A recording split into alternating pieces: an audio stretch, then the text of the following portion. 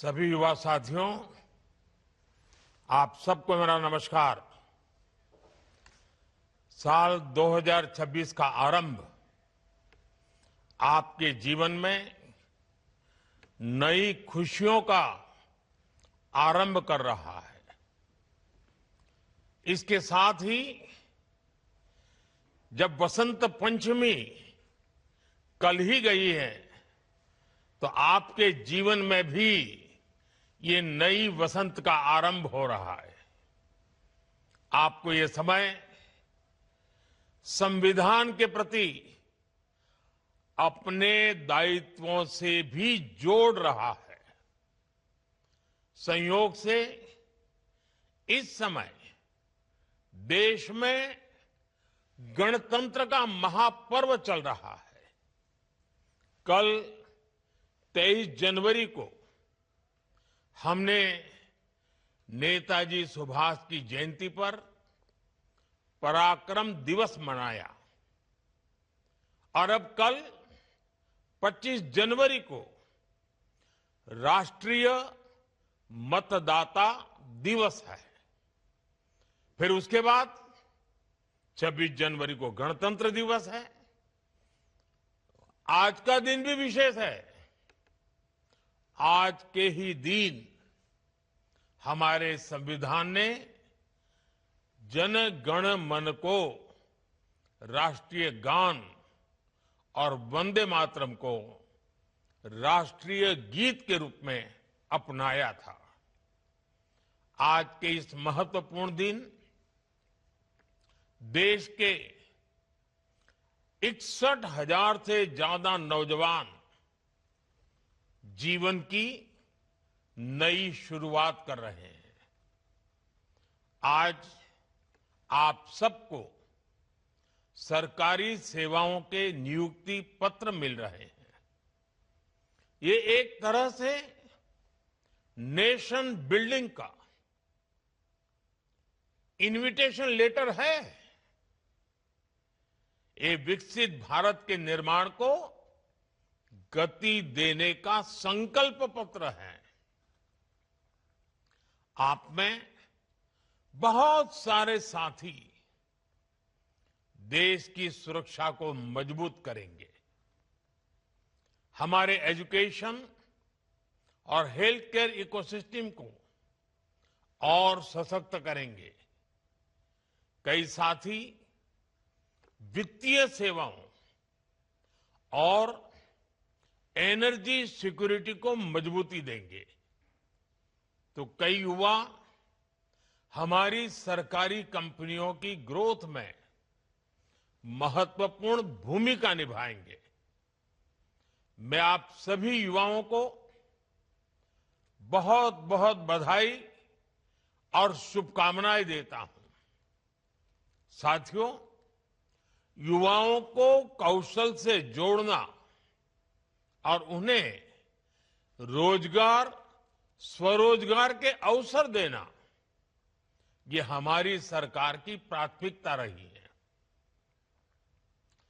सरकारी भर्तियों को भी कैसे मिशन मोड पर किया जाए, इसके लिए रोजगार मेले की शुरुआत की गई थी।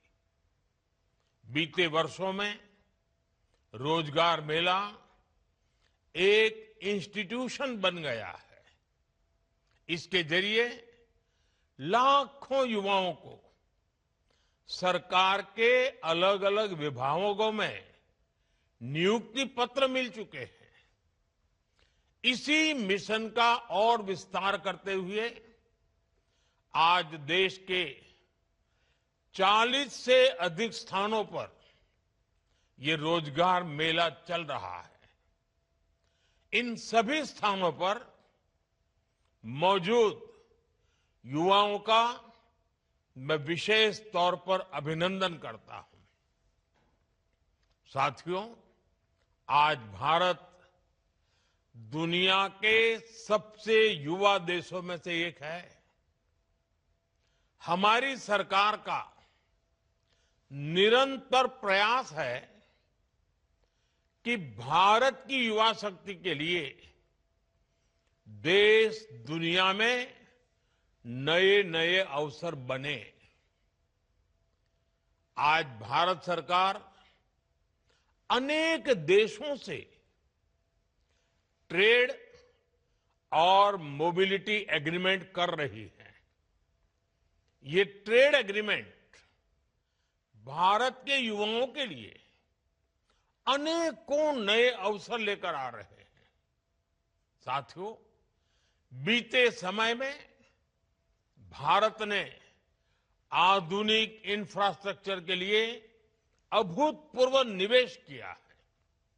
इससे कंस्ट्रक्शन से जुड़े हर सेक्टर में रोजगार बहुत बढ़े हैं।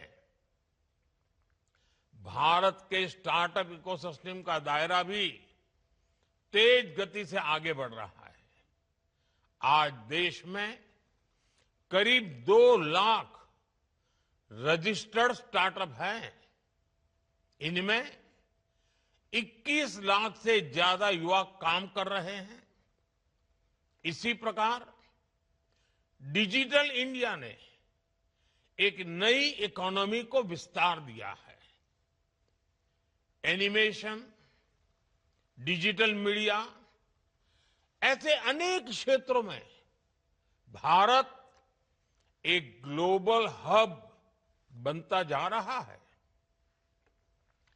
भारत की क्रिएटर इकोनॉमी बहुत तेज गति से ग्रो कर रही है। इसमें भी युवाओं को नई नई अपॉर्चुनिटीज मिल रही है।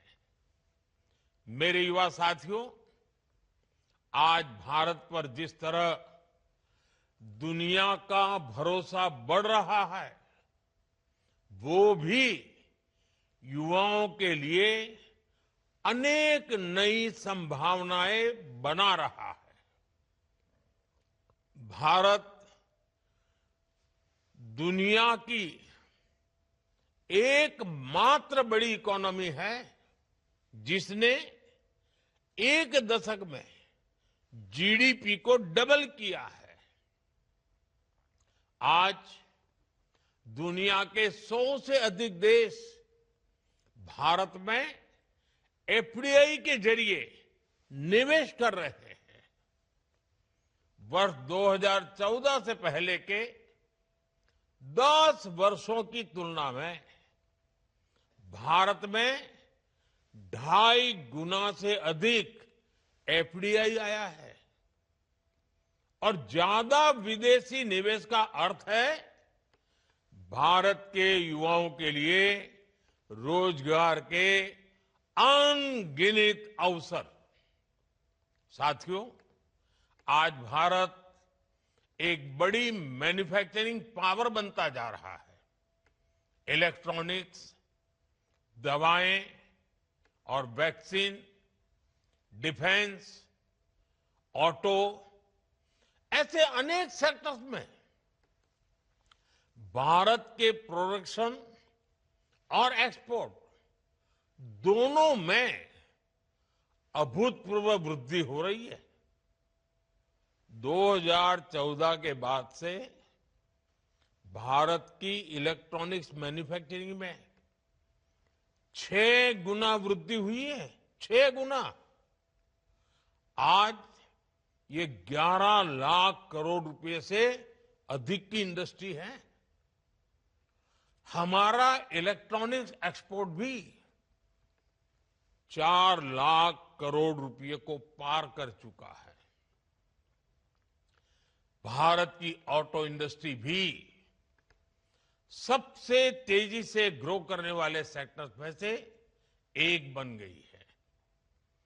वर्ष 2025 में 2 व्हीलर की बिक्री 2 करोड़ के पार पहुंच चुकी है। ये दिखाता है कि देश के लोगों की खरीद शक्ति बढ़ी है। इनकम टैक्स और जीएसटी कम होने से उन्हें अनेक लाभ हुए हैं। ऐसे अनेक उदाहरण हैं जो बताते हैं कि देश में बड़ी संख्या में रोजगार का निर्माण हो रहा है। साथियों, आज के इस आयोजन में 8,000 से ज्यादा बेटियों को भी नियुक्ति पत्र मिले हैं। बीते 11 वर्षों में देश की वर्कफोर्स में विमेन पार्टिसिपेशन में करीब करीब 2 गुनी बढ़ोतरी हुई है। सरकार की मुद्रा और स्टार्टअप इंडिया जैसी योजनाओं का बहुत बड़ा फायदा हमारी बेटियों को हुआ है। महिला स्वरोजगार की दर में करीब 15% की बढ़ोतरी हुई है। अगर मैं स्टार्टअप्स और एमएसएमई की बात करूं तो आज बहुत बड़ी संख्या में विमेन डायरेक्टर, विमेन फाउंडर्स है। हमारा जो कोऑपरेटिव सेक्टर है, जो हमारे सेल्फ हेल्प ग्रुप्स गांवों में काम कर रहे हैं, उनमें बहुत बड़ी संख्या में महिलाएं नेतृत्व कर रही है। साथियों, आज देश रिफॉर्म एक्सप्रेस पर चल पड़ा है। इसका उद्देश्य देश में जीवन और कारोबार दोनों को आसान बनाने का है। जीएसटी में नेक्स्ट जनरेशन रिफॉर्म्स का सभी को फायदा हुआ है। इससे हमारे युवा एंटरप्रेन्योर्स को लाभ हो रहा है, हमारे एमएसएमईज को फायदा हो रहा है। हाल में देश ने ऐतिहासिक लेबर रिफॉर्म्स लागू किए हैं। इससे श्रमिकों, कर्मचारियों और बिजनेस सबको फायदा होगा। नए लेबर कोड्स ने श्रमिकों के लिए, कर्मचारियों के लिए सामाजिक सुरक्षा का दायरा और सशक्त किया है। साथियों, आज जब रिफॉर्म एक्सप्रेस की चर्चा हर तरफ हो रही है, तो मैं आपको भी इसी विषय में एक काम सौंपना चाहता हूं। आप याद कीजिए, बीते 5-7 साल में कब कब आपका सरकार से किसी न किसी रूप में संपर्क हुआ है। कहीं किसी सरकारी दफ्तर में काम पड़ा हो, किसी और माध्यम से संवाद हुआ हो और आपको इसमें परेशानी हुई हो, कुछ कमी महसूस हुई हो, आपको कुछ न कुछ खटका हो। जरा ऐसी बातों को याद करिए। अब आपको तय करना है कि जिन बातों ने आपको परेशान किया, कभी आपके माता पिता को परेशान किया, कभी आपके यार दोस्तों को परेशान किया, और वो जो आपको अखरता था, बुरा लगता था, गुस्सा आता था, अब वो कठिनाइयां आपके अपने कार्यकाल में आप दूसरे नागरिकों को नहीं होने देंगे। आपको भी सरकार का हिस्सा होने के नाते अपने स्तर पर छोटे छोटे रिफॉर्म करने होंगे।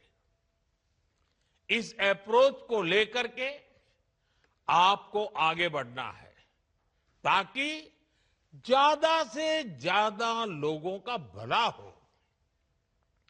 Ease of living, ease of doing business, इसको ताकत देने का काम जितना नीति से होता है, उससे ज्यादा स्थानीय स्तर पर काम करने वाले सरकारी कर्मचारी की नियत से होता है। आपको एक और बात याद रखनी है।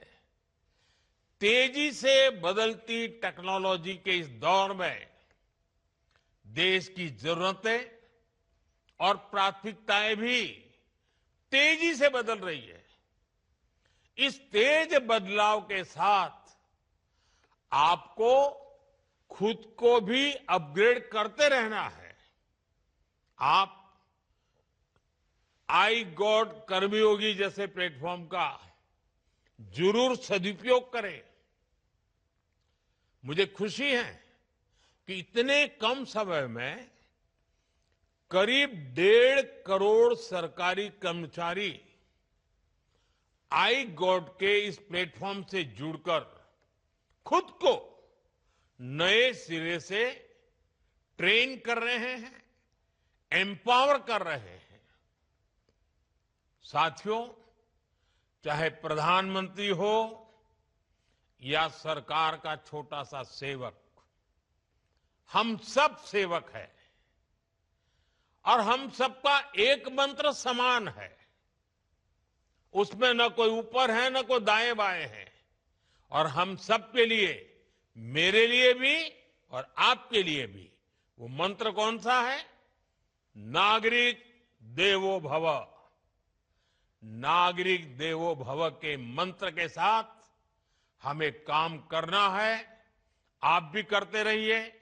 एक बार फिर आपके जीवन में ये जो नई वसंत आई है, ये नया जीवन का युग शुरू हो रहा है और आप ही के माध्यम से 2047 में विकसित भारत बनने वाला है। आपको मेरी तरफ से बहुत बहुत शुभकामनाएं।